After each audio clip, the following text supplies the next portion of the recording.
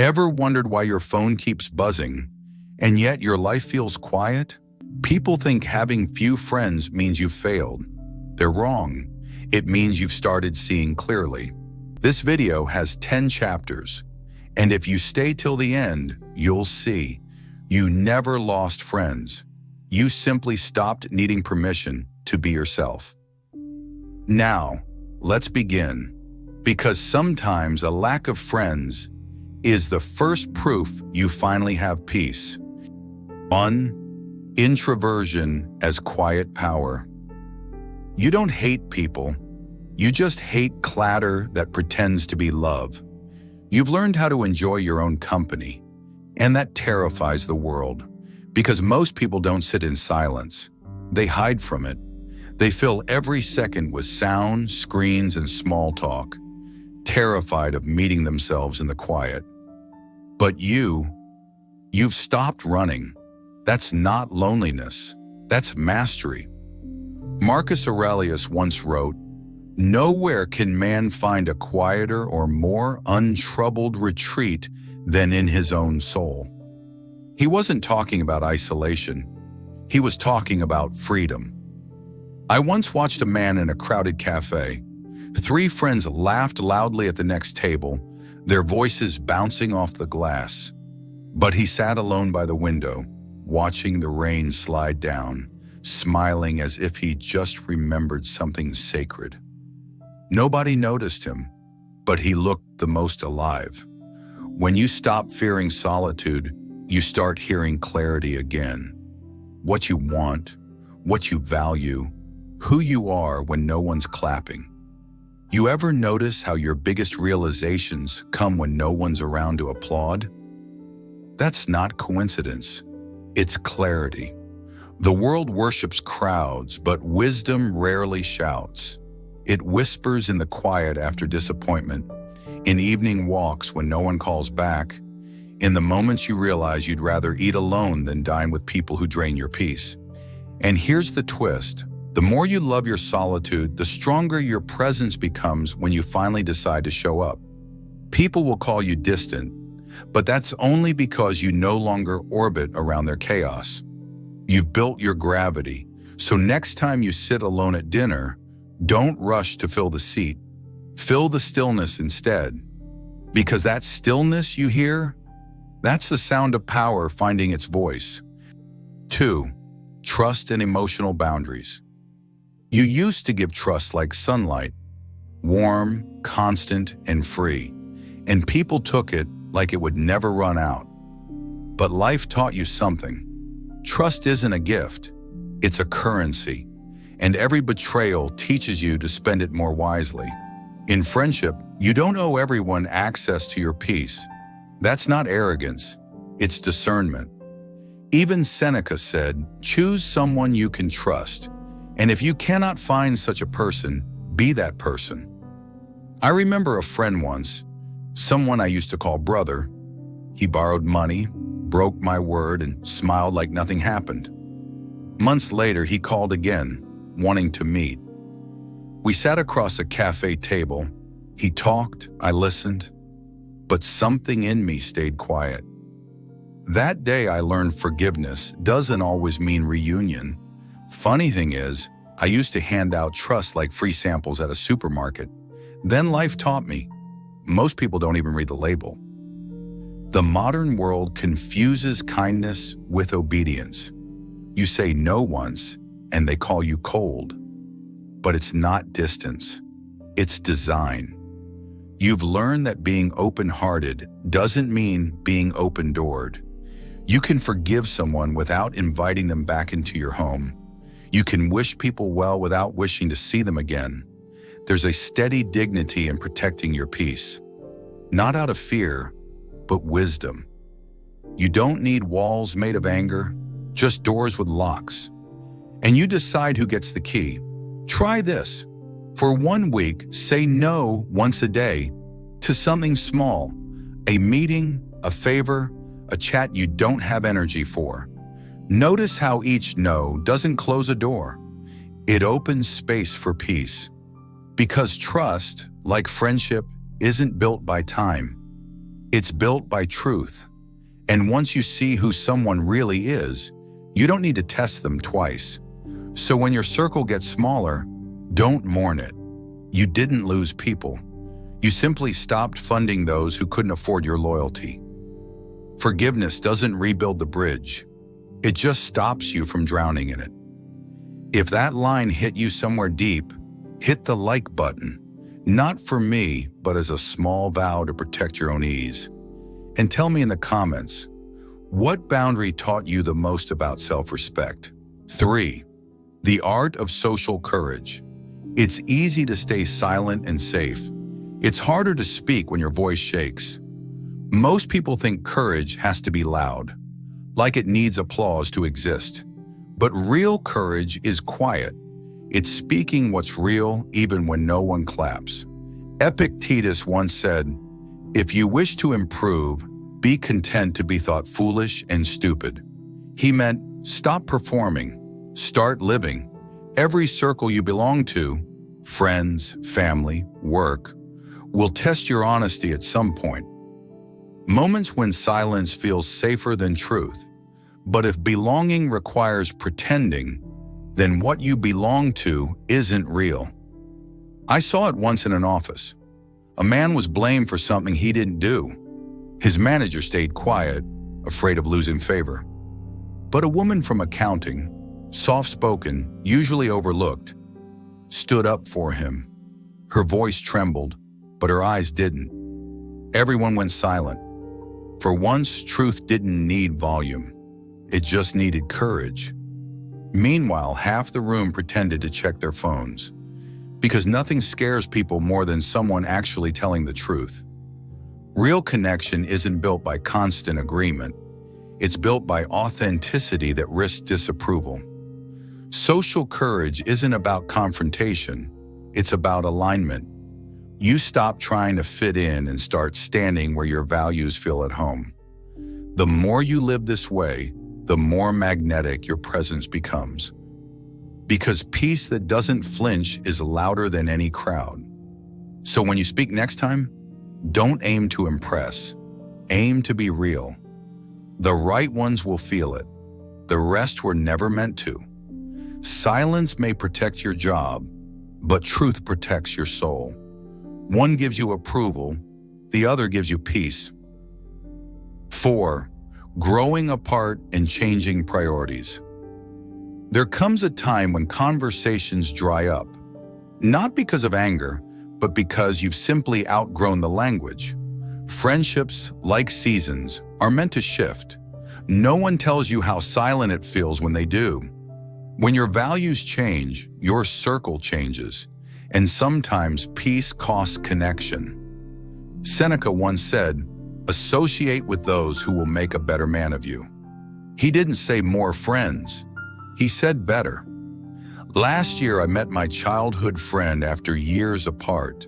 We once shared everything, dreams, laughter, the same restless hope. Now sitting in the same cafe where we used to plan our lives, the silence between us said more than words. He hadn't changed much, I had, and for the first time, I didn't feel guilty for it. We said goodbye with a soft smile. No drama, no pain. Just two old friends standing at opposite ends of the same bridge, waving as time carried them away. Growth isn't betrayal, it's transition. You ever notice how the higher you climb, the quieter it gets? Sometimes the people who once fit your story belong to a chapter that's already closed. Don't drag them into the next one. Thank them, because without them, you wouldn't have become the person who finally knows what peace feels like. When was the last time you outgrew someone quietly? And one day, someone new will meet that version of you, the one who's not afraid to walk alone when the road ahead is sacred. Peace doesn't make you lose people. It makes you see who was never really there. 5. Inner peace in the calm of fewer connections. People often think peace means silence, but real ease begins when noise no longer tempts you. The older you get, the quieter your circle becomes. Not because you dislike people, but because you've learned what your energy costs. There's a kind of strength that doesn't post, doesn't explain, doesn't chase. It simply chooses calm over chaos. Marcus Aurelius once wrote, "You have power over your mind, not outside events." And those who truly live that line often end up alone, but never lonely. Think of Cristiano Ronaldo. Everyone sees the lights, the cameras, the roar of the crowd, but few notice how much of his life happens in silence. Training before sunrise, eating in discipline, recovering while the world celebrates. He once said, "Your love makes me strong. Your hate makes me unstoppable." Not arrogance, awareness. He doesn't feed off attention. He transforms it. That's what calm people do. They don't chase approval. They use every emotion, love or hate, as quiet fuel. Ronaldo doesn't isolate because he's proud. He isolates because excellence requires inner order. And that's exactly what happens when you outgrow noise. You stop needing constant validation to stay alive. Many people mistake that stillness for distance. They say you've changed, that you've become cold. But peace changes your temperature. You stop burning for every opinion that passes by. You start protecting your calm like oxygen. You attend fewer events, talk less, but every word you say carries truth. These days, when my phone rings, I stare at it like it's a wild animal.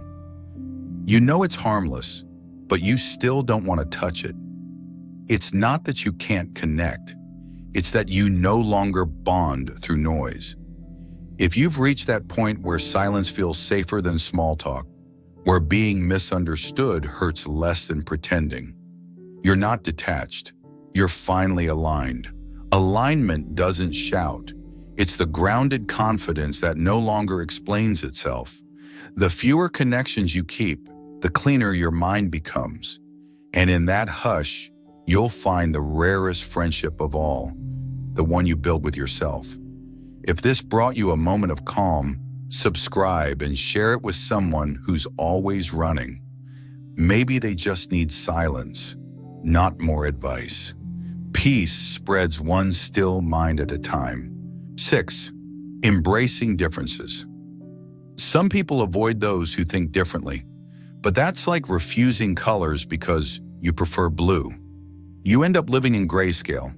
We don't grow by echo, we grow by contrast. Seneca wrote, "The road to wisdom is long if one travels alone." He meant, don't just seek agreement, seek expansion. I once met two strangers on a train. One was a retired soldier, the other a young artist. They started arguing about politics loudly. Then halfway through, the soldier laughed and said, "You know what? I disagree with everything you said, but I like how you said it." And just like that, the tension melted. They shared snacks, swapped stories, and I sat there watching how respect looks in real time. You ever notice how people who argue well often end up respecting each other more than those who fake harmony? You don't need to share beliefs to share humanity. The goal isn't to think alike. It's to think together without fear. If someone challenges your views, don't rush to defend. Stay curious. Ask, what shaped you to see it that way? Because behind every opinion is usually a wound or a story worth understanding. When you can stand firm in your truth and still make space for another, that's not weakness. That's wisdom disguised as humility. So next time a conversation gets heated, don't aim to win it. Aim to understand it. That's how the world changes. Not by louder voices, but by open minds willing to listen. You don't have to agree to connect. You just have to care enough to listen. 7. The spiritual awakening. Let me tell you an old story. A monk once lived by a river, far from everyone. People called him a recluse, a man who had given up the world. One night, a traveler stopped by and asked, "Don't you feel lonely here?" The monk smiled, pointed to the water, and said, "When the moon visits me every night, how could I ever feel alone?" The traveler walked away puzzled, but years later, when he finally found peace, he understood exactly what the monk meant. That's awakening. There comes a moment when stillness stops feeling empty and starts feeling intelligent. You begin to realize loneliness was never punishment. It was preparation. All your life, you thought solitude meant being unseen. But what if it meant you were finally unavailable to nonsense? For years, you tried to belong, saying yes when your soul whispered no, laughing at jokes that made you smaller. You mistook connection for alignment. Then one day you just stop. You don't fight. You don't explain. You simply feel how heavy the wrong rooms had become. That's not depression. That's evolution. Maybe you're not lost. Maybe you're just no longer easy to find. Even nature isolates before it blooms again. Marcus Aurelius once said, "The soul becomes dyed with the color of its thoughts. When your mind clouds with clutter, you blend into the crowd. But when you guard your thoughts, you begin to glow in ways words can't explain. And people feel it. Some step closer, others fade away. Both are answers. It's not about building walls. It's realizing your company was never empty. The calmer your soul becomes, the louder truth speaks. You start sensing energy instead of words, meaning instead of noise. You stop chasing who's right for you and start attracting who's real with you. So ask yourself, are you lonely or are you being upgraded? Because sometimes life isolates you not to punish you, but to prepare you for conversations your old circle could never survive. 8. The freedom of being content alone. At some point, calm starts feeling better than attention. You stop chasing people who only see your surface. You start enjoying the company of the person who sees your depth. You. Most people fear solitude because it shows them truth.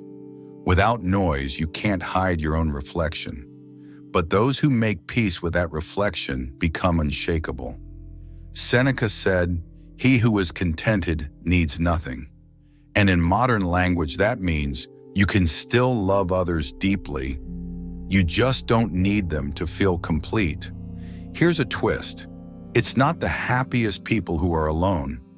It's the most self-aware ones. Because the more you understand energy, the less you tolerate confusion. They call it isolation. You call it clarity. If you can sit with yourself for hours without the urge to escape, you've already achieved what billions never will.